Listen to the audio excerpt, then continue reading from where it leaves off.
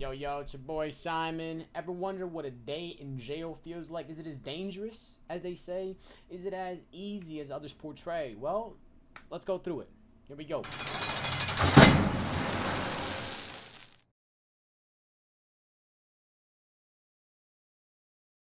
So everybody wonders this question. What's a typical day in jail like? Well, let me explain something. Prison ain't jail. Jail ain't prison. Vice versa. Jail's where you're fighting your case. You still don't know how much time you got left. You don't know what you're going to get. You don't know what kind of case you're going to actually get because it could always up it or down it. You never know. So, jail is a war zone. Jail is substantially worse than prison. Everybody's on edge. Nobody knows, like I said, how much time they're going to be getting. And it's just filled to the brim with people that want to prove themselves because maybe they've never experienced prison or they don't know how to act. They're new to the experience, so they act a little bit extra. They act a little bit more tougher than they actually are. But before you know it, you get accustomed to your scenarios and you actually learn what it's all about. So, what's a typical day for a newbie? Well, it starts out, you go to receiving. Receiving, you take your picture. You take your fingerprints. They swab your mouth. They got your DNA. They got everything about you. The file's about yay fat. So now they got to find out where they're going to place you. What's your security level? Are you going to be minimum, medium? Are you a high threat? Are you low risk? What are you? And they base this off your crime, how much time you're going to do, which is kind of broken. Myself, I was facing a crime that was up to 28 years. And my first offer was actually 26 years. So they put me in with the big boys. I'm talking about high max. You're not seeing no daylight. Murderers, you name it. The worst of the worst. And you know what? I was in there. But that experience right there taught me a lot about jail and prison. So by being amongst the guys that had nothing to lose and nothing to gain, it really showed me appreciation to humble myself because ultimately you're there by yourself. You're going to leave by yourself. So the goal is get back to your family. If you don't have a family, get back to the free world because being in jail ain't no joke. You're just withering away. You're wasting your life. Life is way too quick to be in there. So, after receiving, you get all your paperwork done. You go to your deck, depending where you go. So, high maximum security. How does it look like in jail? Well, basically, you're in a cell 24/7 hours a day. The only time you go out is to shower once a week. You get your meals slid inside your chuck hole.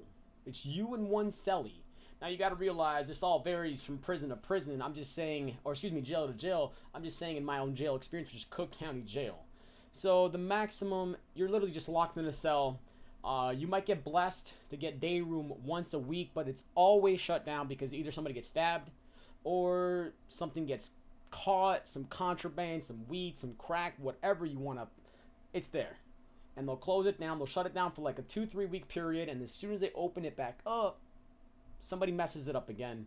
We go on lockdown again, and it's a rinse and repeat. That's max for you. Now, medium. Medium security is basically, there's a lot of different variations. In Cook County Jail, there was a dorm variation, a smaller dorm, and it was 2-man cells that I knew of. So basically, medium, you have a little bit more freedoms. You had recreation about 3 times a week. Recreation was basically a big open cage where you could play basketball, or depending on the unit you were in, or division in this case, you went outside. And outside, just like I said, it was just a blank lot with basketball hoops, and that was it. So how does it look as far as recreation on top of going to the day room, watching TV? So every day you get about 2 hours in the day room. Now what the day room is, it's just a big setup room. Usually there's a TV in it. And everybody gets their allotted time. Every single, for instance, there's a top tier, middle tier, or lower tier. Each tier will have their own specific time during the day to get what they got to do. Make a phone call, take a shower, play some cards with the boys. Whatever you want to do, you'll do it in that time period. Now, low minimum, or just minimum. Minimum, in my opinion, it sucked. Ironically enough, in minimum, there's the most drugs. It's readily available. So minimum in Cook County Jail, when I was in there, it was a 48-man dorm. It was called Division 2. That's the part that I was in. Now, 48-man dorm, you're dealing with 47 other personalities aside from yourself. And anything can pop off at any second. Like I said, there's drugs everywhere. Young kids, people that just never really experienced the whole prison life, and they're maybe taking that stereotypic approach when it comes to what they've seen in the movies or in TV shows, which ultimately gets you nowhere. The only place that'll get you is either beat up or sent to max, because that stuff does not fly. Now, that's not to say fights don't happen every day, because I have not seen one day in Cook County Jail where a fight has not occurred on the deck. Because with 48 men, something's going to go off. Whether it's cheating in cards, whether it's somebody got less on their food tray, whether somebody cut somebody in line, whether somebody cut somebody in the shower, you name it, the pettiest stuff, it doesn't go unanswered, that's for sure. So you're sleeping in this dorm, you got a dude above you, you got a dude next to you to your left and your right, and that's your life. You got guys snoring, you got guys making shanks in the very back, you got dudes smoking crack in the bathroom at 2 a.m. when the cops ain't coming in. Minimum was just, it was a circus. Always something popping off, guys always screaming, yelling, acting belligerent, and it really, really made you appreciate the things that you took for granted in the world. Just having a bed, having peace, having a load time, having privacy. Now, you don't understand how big of the aspect privacy is until you lose your ability to have your own personal space. Trust me, it sucks. PC, protective custody. That's another security. It's a whole animal of its own. The people that are housed there are sex offenders, guys with cases that are very, very exposed in the media, and they're in danger, or they did something heinous, whether it was involving kids, women, etc. You get the gist.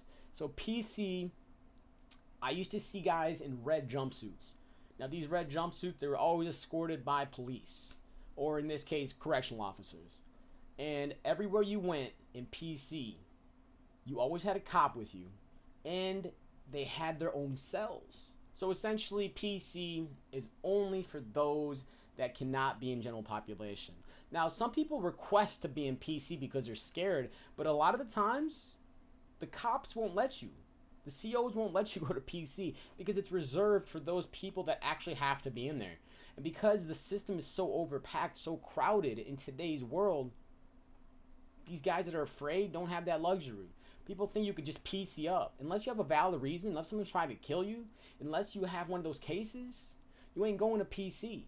It's impossible. The cops are going to laugh you off until you have a bloody face, and then you go to the cops, you're like, look, I told you so.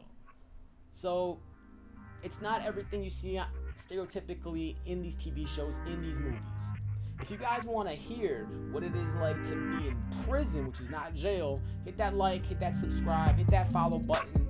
If you want to ask some questions, holla at your boy, twitch.tv/everyonekills. I stream every night. Come on through, everyone is welcome. And as always, stay good, be safe, nothing but love here. Make wise decisions, and until next time, peace.